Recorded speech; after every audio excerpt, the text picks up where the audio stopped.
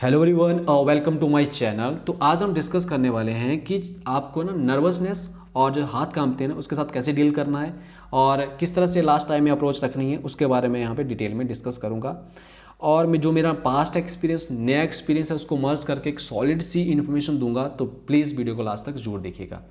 अगर आपको ये इन्फॉर्मेशन अच्छी लगती है तो प्लीज़ चैनल को सब्सक्राइब करें, साथ में bell icon and like share भी जरूर करिएगा। पहले तो मैं डिस्कस कर लेता हूँ, 2-3 क्वेश्चंस मेरे रिगार्डिंग आए हैं कि आपके कितने मार्क्स हैं, क्या कैटेगरी है, क्या आपने पहले टाइपिंग टेस्ट, जैसे मैं बताया था कि मैंने ये मेरा 4th टाइम था, तो कैसे पहले आपने टाइपिंग टेस्ट पास करा है। तो पहली बात देखिए, मुझे लगता है कि मार्क्स कोई मैटर नहीं करते हैं। कुछ ऐसे स्टूडेंट होंगे जिसके 38-37 मार्क्स होंगे, टाइपिंग टेस्ट अच्छा जाएगा, सिलेक्शन मिल जाएगी। कुछ ऐसे होंगे जिनके मार्क्स 55 से लेकर 60 होंगे पर टाइपिंग टेस्ट अच्छा नहीं जाएगा, तो वो उनकी सिलेक्शन नहीं होगी। तो मैटर क्या करता है कि जब ना फाइनल सिलेक्शन होती है, फाइनल रिजल्ट आता है, तो उसका ना आपका ना लिस्ट में आपका नाम होना चाहिए। वो एक अचीवमेंट है, मुझे ऐसा लगता है। बाकी मेरे मार्क्स जो हैं वो बाउंड्री लाइन पे ही हैं और मैं एक जनरल कैटेगरी से हूँ, ठीक है। तो ये तो बात होगी। और इसके बाद क्या मैंने इससे पहले टाइपिंग टेस्ट क्लियर करा है? हाँ जी, मैंने करा है। और अभी जो ये वाला था ये भी मेरा मुझे होप है कि ये भी क्लियर हो जाएगा, ठीक है। तो ये थे मुझसे रिलेटेड क्वेश्चंस। और बाकी आपके पिछली वीडियो में काफ़ी डाउट्स आए हैं, तो मुझे लगता है कि एक डाउट्स पे भी एक वीडियो बनाने पड़ेगी, क्योंकि इतने सारे डाउट्स को टैकल करना काफ़ी मुश्किल है। चलिए अभी डिस्कस करते हैं। सबसे पहले प्रोसेस रहती है नर्वसनेस वाली, ठीक है। तो मैं आपको बता देता हूँ कि जो मेरा पहली बार एक्सपीरियंस रहा था कैसा रहा था। तो इसमें क्या होता है कि जब हम सबसे पहली बार एग्जामिनेशन हॉल में जाते हैं, पहली बार जाते हैं, तो क्या होता है कि जब एग्जामिनेशन हॉल में होते हैं तो हम रिलैक्स होते हैं, वहाँ पे ठीक होते हैं, वहाँ पे रिलैक्स होते हैं, बातचीत करते हैं स्टूडेंट्स के साथ। इसके बाद जब आपकी जो डॉक्यूमेंट की फॉर्मेलिटी होती है, आपके ग्रुप बनते हैं। जब आपकी लैब में जाते हैं ना, एग्जामिनेशन हॉल से लैब में जाएंगे, फिर आपका थोड़ा सा नर्वसनेस स्टार्ट हो जाती है। पर जब आप लैब में होते हो, लैब में भी आपका क्या होता है कि जब आपकी फॉर्मेलिटी हो जाती है ना, जब आप टाइपिंग स्टार्ट होता है ना, तो क्या प्रॉब्लम होती है? जब स्टार्ट होता है कि नेचुरली फिनोमिना हो जाता है एक तो, कि जो आपकी हार्ट बीट है ना, जो 72 टाइम्स चलती है ना, फिर वो चलती है 200 की स्पीड से, ठीक है। एक तो ये प्रॉब्लम होती है। दूसरी क्या होती है कि हाथ कांपते हैं, ठीक है। हाथ कांपने वाली प्रोसेस भी बड़ी गंदी रहती है। तो ये दो चीज़ें नए स्टूडेंट के साथ काफ़ी होती है। तो मेरे साथ भी ये पहली बार ऐसा हुआ था, ये वाली चीज़, ठीक है। हाथ कांपने, हार्ट बीट का कोई सीन नहीं है, पर हाथ कांपते हैं ना, फिर तो आपको जिस चीज़ से लिखना है ना वही चीज़ कांप रहे हैं, फिर तो बड़ी दिक्कत हो जाती है। तो मेरे साथ ये चीज़ सबसे पहली बार हुई थी। तो इसके साथ कैसे टैकल करना है उसके बारे में भी बताऊंगा। वैसे तो ये चीज़ जो है ना, इसको खुद आप ही रोक सकते हो, क्योंकि ये चीज़ ना एकदम से होती है, ऐसा नहीं है पहले से ही जनरेट हो जाती है। ये ना लैब में जब आपका स्टार्ट होता है तभी ये जनरेट होती है।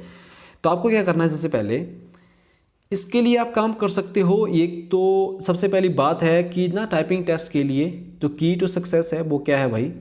एक प्रैक्टिस ही है। और प्रैक्टिस इतनी कर लो कि आपके हाथ भी कांपे, नर्वस भी हो जाए ना, तब भी आप करके आओ, फोड़ के आओ। ये चीज़ आपका एटीट्यूड होना चाहिए। और इसके साथ में इसका क्या कर सकते हो आप, ये जनरेट होती है जब ना टाइपिंग आपकी साउंड सुनाई देती है लैब में ना, तब ये चीज़ स्टार्ट होती है। तो इसके लिए आप क्या कर सकते हो, जब आप घर में प्रैक्टिस कर रहे हैं ना, तो टाइपिंग की साउंड आजकल यूट्यूब में पड़ी हुई है, ठीक है। टाइपिंग साउंड को ना आप अभी से लगाना, जिनका अभी आने वाले इसमें में टाइपिंग टेस्ट है, तो टाइपिंग साउंड लगा लो आप साथ में, ताकि कुछ हद तक चाहे 90% ना हो, पर 40 से 45 ही आपको कुछ तो कुछ उसमें नर्वसनेस में राहत मिलेगी। तो इसको करके जरूर देखना, उसको डेली लगाना। रोज़ जब टाइपिंग टेस्ट करोगे तो टाइपिंग साउंड साथ में लगाए रखना, ताकि आपकी नर्वसनेस इससे थोड़ी सी ख़त्म हो जाए। और बाकी आपने ध्यान तो मेन इसमें देना भाई, प्रैक्टिस में। और कुछ बोलते हैं ना कि एक डाउट रहता है कि आपकी 24 के आसपास है, 25 के आसपास आपकी स्पीड आ रही है। तो देखिए, इसका एक तो कोई भी ऐसा मंत्रा नहीं है कि आपकी स्पीड 25 से 30 एकदम से पहुंच जाएगी या 35 पहुंच जाएगी। देखिए पता कैसे होता है, जैसे हमारे ना नेल्स होते हैं, नाखून, ये हमें बढ़ते तो हैं, इंक्रीज तो करते हैं, पर हमें दिखते नहीं है।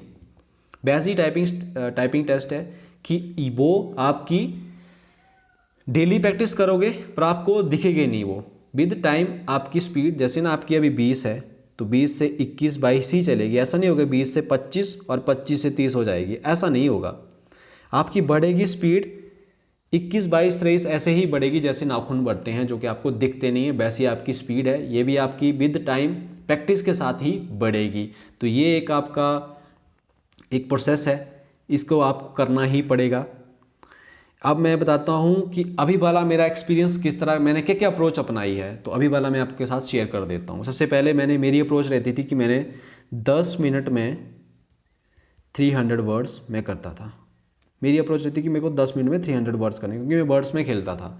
वर्ड्स में क्या होता है कि आपके 1500 स्ट्रोक तो क्या, इसमें लगभग आपके 1800 से 2000 स्ट्रोक आराम से आ जाते हैं। तो मेरी अप्रोच रहती थी कि मेरे को 10 मिनट में 300 वर्ड लिखने हैं। तो मैंने क्या करा, 300 वर्ड तो मैंने लिखे। मैंने अपनी प्रैक्टिस के टाइम में 350 और 360 तक मैक्सिमम गया हूँ, और मेरे जो एवरेज रहते थे वो थी मेरी 330 340 मेरे एवरेज वर्ड रहते थे।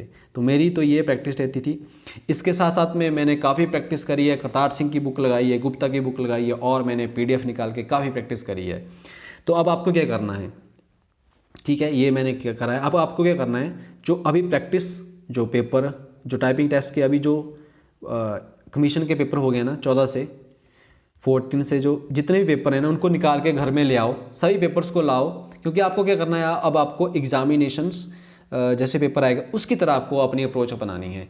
तो उसके लिए क्या करना है, आपको पेपर घर में ले आओ और उनकी प्रैक्टिस करो। आप डेली उनकी प्रैक्टिस करो, जितने आप प्रैक्टिस कर सकते हो। नए पेपर निकालो, जितने भी जो अभी आ रहे हैं ना, सभी ये प्रैक्टिस करो। चाहे 2 बार कर लो उन पेपर्स को, 3 बार कर लो।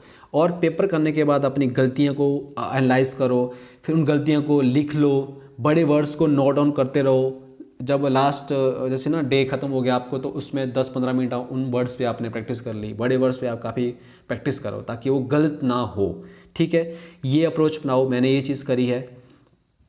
और मैंने क्या करा है कि मेरा टारगेट क्या रहता था लास्ट टाइम में, जैसे मैंने 10 मिनट में क्या करना था कि मेरे को ये एक पेज उसमें मैंने देखा कि 1700 से लेकर 1800 तक की अभी तक स्ट्रोक आ रहे हैं कमीशन में, जो अभी टाइपिंग टेस्ट हो रहे हैं। तो 1700 मैंने 10 मिनट में मेरे को एक पेज लिखना था। मेरा ये टारगेट था कि मेरे को एक पेज लिखना है, पर मैं एक पेज से ज़्यादा लिख लेता था आराम से। मैं जितना भी, मैं ये भी प्रैक्टिस करता था कि मैं कम से कम, मैं बिल्कुल हल्की स्पीड में कितना लिख सकता हूँ, तो मैं आराम से उस पेज को लिख लेता था, ठीक है। तो ये चीज़ मैंने करी है। मैंने क्या करा था, और मैंने टाइमिंग के साथ काफ़ी खेला है, ठीक है। कि मैंने जैसे 9:55 पे प्रैक्टिस कर ली, कभी मैंने 9:50 पे कर ली, कभी मैं 9:45 पे कर ली, कभी मैं 9 मिनट में भी प्रैक्टिस करी है। तो इस तरह से मैंने टाइमिंग के साथ भी काफ़ी प्रैक्टिस करी है, टाइमिंग के साथ खेला है। फिर मैंने मैंने पेपर लाए थे 14 से लेके जो मेरे 17 तक थे, सारे पेपर मैंने घर में लाए थे। उनको मैंने अंडरलाइन भी करा था, लाइन के साथ खेला है, बिना लाइन से भी मैंने प्रैक्टिस करी है, लाइन के साथ प्रैक्टिस करी है। फिर मैंने उनको हाईलाइट भी करा है, सबको हाईलाइट भी करा है। तो इस तरह से सारी प्रैक्टिस मैंने करी है। पर यकीन मानना, ठीक है, किसे पूछ लेना, यकीन मानना कि जो आप अंडरलाइन करते हो, हाईलाइट करते हो, मैंने देखना मेरे पेपर में मैंने नंबरिंग भी की है, ठीक है। पर फिर भी मैंने क्या करा है, मेरे को डर था कि लाइन स्किप ना हो, पर मैंने क्या करा, एक लाइन को डबल बार लिख दिया है। फिर भी ऐसा करने के बावजूद मैंने फिर भी एक लाइन को डबल बार लिख दिया है। तो इससे क्या होता है, लाइन स्किप करते हो तब भी आपकी पेनल्टी लगती है, जितने आपके स्ट्रोक होते हैं सभी आपकी पेनल्टी होती है। और एक ही लाइन को डबल बार लिखते हो तो भी सेम पेनल्टी होती है, उसको भी आपको सभी को माइनस करना पड़ता है। तो ये पेनल्टी होती है। और दूसरी बात बता दूं मैं, ये सब चीज़ें ना, ये आप कर लो पर ये काम नहीं करती है। ये दिल की तसल्ली होती है कि हमने हाईलाइट कर लिया है, मैंने नंबरिंग कर ली है, पर ये आपकी दिल की तसल्ली है। बाकी आप कर लेना, अच्छा रहता है, कर लेना। और बस वैसे ये काम नहीं करती है, क्योंकि मेरे साथ भी ये चीज़ मैंने आपको बता दी है, शेयर कर दी ये चीज़ मैंने, कि ये काम नहीं करती है। और सबके साथ ऐसा ही हुआ है। कुछ ने मैंने डबल बार लिख दिया है, कुछ ने क्या करा है, लाइन को स्किप ही कर दिया है। तो ये अपने मतलब ये बातें ध्यान में रखनी हैं, ठीक है। ये आपकी होगी।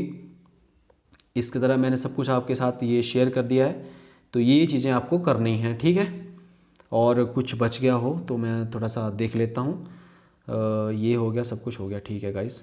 तो इस तरह से आपको बस यही है, प्रैक्टिस करनी है और प्रैक्टिस करते रहना लास्ट टाइम तक। और थोड़ा सा जैसे ना आप हॉल में जाते हो तो थोड़ा सा अपने कीबोर्ड के साथ खेलते रहना, ठीक है। ऐसा नहीं आपने रिलैक्स होकर बैठ गए, कीबोर्ड के साथ खेलते रहना ताकि आपके साथ वो नर्वसनेस आपके जनरेट ना हो, ठीक है। कीबोर्ड के साथ आप खेलते रहिएगा और कीबोर्ड अपना ले जाएं। और इसके साथ में एक और भी होता है कि आप माउस का भी यूज़ कर सकते हैं, क्योंकि मैंने वहाँ पे माउस का यूज़ भी किया था, ठीक है। बीच में आप बता दूँ मैंने तो, ठीक है, कि एक गलती दिखी मेरे को, मैंने वापस गया माउस में क्लिक किया और इसको मैंने ठीक भी किया था।